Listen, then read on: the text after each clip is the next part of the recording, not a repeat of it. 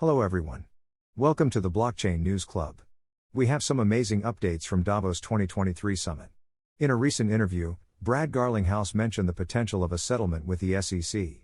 Before attending the World Economic Forum annual meeting, Garlinghouse made public the Commission's position on the cryptocurrency market. Important scam alert. Suspicious XRP Classic token is a token created on the BIP20. There is no contract on XRP Ledger for this asset. Beware of scammers. On CoinMarketCap's list of the 3 hottest cryptocurrencies right now is a token with what seems like a familiar name but actually isn't. There is a lack of familiarity with XRP Classic, a cryptocurrency that is widely considered to be among the most intriguing at the present. Since it is so simple and inexpensive to generate blank tokens on the BIP20 network, this portal claims that XRP Classic coin is a token produced on that network. As of the now, this asset does not have a contract on XRP Ledger. A closer look at the project's website and whitepaper further adds to our doubts about its legitimacy. The XRP Classic whitepaper describes the idea as a ReFi, an acronym meaning regenerative finance. Funny, the entire presentation seems to have been lifted wholesale without any reference of the project or the token. Nonetheless, a plan for the project is available online. It calls for expanding the number of token holders, with the ultimate goal being for the token to be listed on a major market. Meanwhile, the token's price has increased by 400% in the past 30 days, which, together with the inclusion of XRP in the token's name, has allegedly attracted the attention of portal users and caused it to trend. Stay alert for fraudsters. Before we go any further, I request you to please subscribe to our channel. It will help us immensely. Ripple CEO Brad Garlinghouse has said in a recent interview that the Ripple lawsuit will end before the first half of this year. He also talked about how regulations can have a positive impact on the cryptos as a whole and reacted to the SEC's handling the lawsuit. Let's take a look at the interview. As I mentioned earlier, we're now 2 years and 2 months in, or 2 years and 1 month into the lawsuit. SEC filed suit against us, saying that our sales of XRP represented sales of unregistered securities. And, from the beginning, I thought it was very clear that the facts were on our side and the law was on our side. And I think as you have seen this play out and you've seen the filings in the court, that, the judge certainly is hearing our arguments. There's been, I think the SEC's behavior, and some of it has been, I would say embarrassing as a U.S. citizen. That just some of the things you've seen happen, you're like, you've got to be kidding. But look, it's now fully filed and fully briefed in front of the judge and the second district, and we expect a decision from the judge certainly in 2023. But you don't really have any control over when a judge makes their decisions, and I'm optimistic that sometime in the coming single-digit number of months we'll have closure there. To your question about settlement, I mean, the problem here is the SEC, in particular Gary Gensler, has articulated a view that all crypto is a security. The only way that Ripple would settle, and I've said this at the very beginning, the only way we would settle is if there's clarity that XRP is not a security on a go-forward basis. So you have this conundrum where the SEC is saying all crypto is a security. We're saying there's only a settlement if we can say XRP is not a security on a go-forward basis. So the Venn diagram for settlement is, I think, 0. So I think we're going to end up letting the judge decide, and I'm very optimistic. And I think people here in this audience know, and here at Davos know, this case is very important to crypto, not just for Ripple. It's for the whole industry. And I think that the fight that we've been fighting really in some ways has been for the whole industry. And in terms of the SEC specifically, you've been critical of the way the US has approached regulation towards the industry. What exactly are you concerned about, and why are you critical of the way the US is approached? Well, two things. One, something called regulation through enforcement is never a particularly efficient way to regulate, right?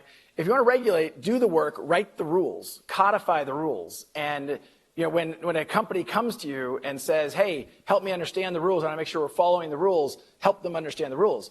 I met personally with the SEC 3 times. Not once in those meetings did the SEC ever say to me, hey, and by the way, we're totally transparent about what we're doing.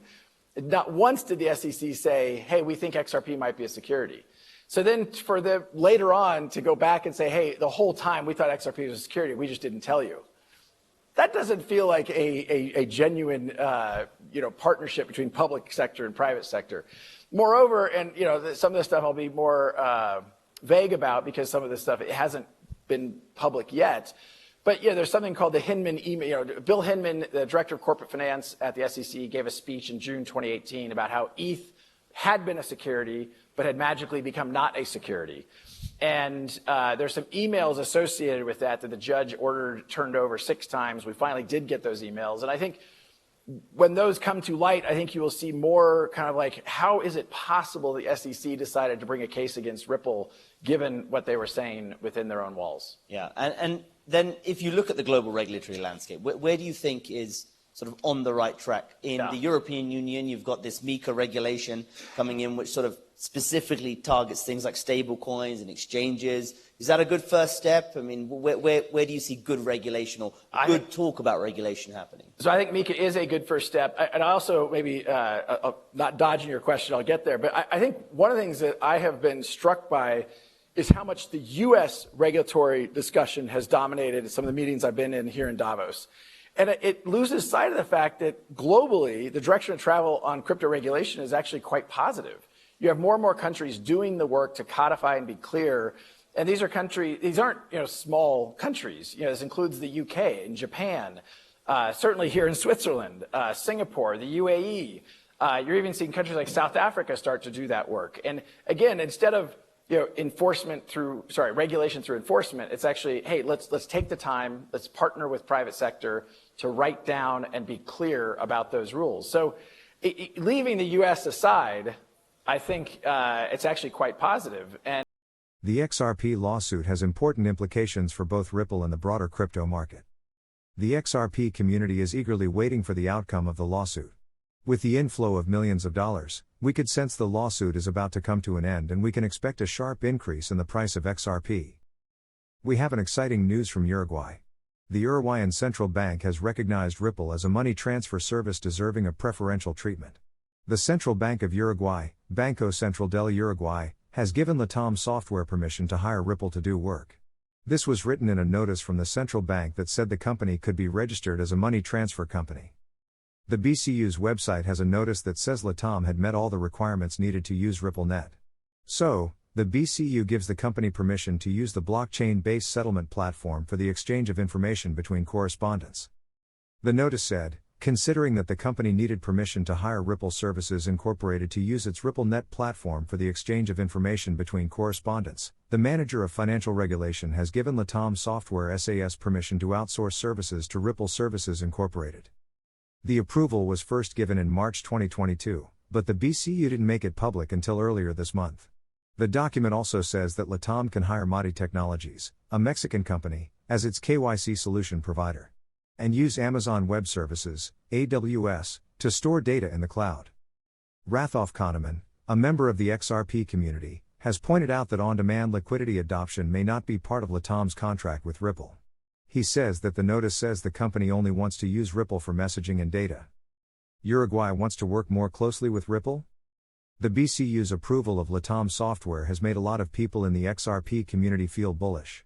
Rafael Aguiar Menendez says that the notice could mean that the government wants to work with Ripple more closely. The Uruguayan who backs XRP pointed out that the BCU's plan for 2023 to 2025 calls for more people to use technology. It also talks about more work being done on the e-peso, which is the digital currency issued by the central bank. The central bank hasn't said for sure if it will work with any blockchain companies. But the rumors are based on what Ripple has done in the past with CBDCs. Ripple has a full platform for creating, managing, trading, and destroying CBDCs. The solution lets central banks build their CBDCs on a private ledger that uses the same technology as the XRP Ledger. Bhutan in South Asia already uses this method. In the same way, Ripple recently brought up the benefits of CBDCs. Ripple says in a Twitter thread that CBDCs can make a country more competitive, make the payment system more efficient, and encourage new ideas. Ripple also thought that about 90% of central banks are working on a CBDC.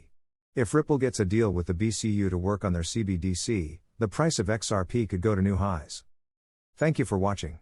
Please subscribe for regular updates in the blockchain community.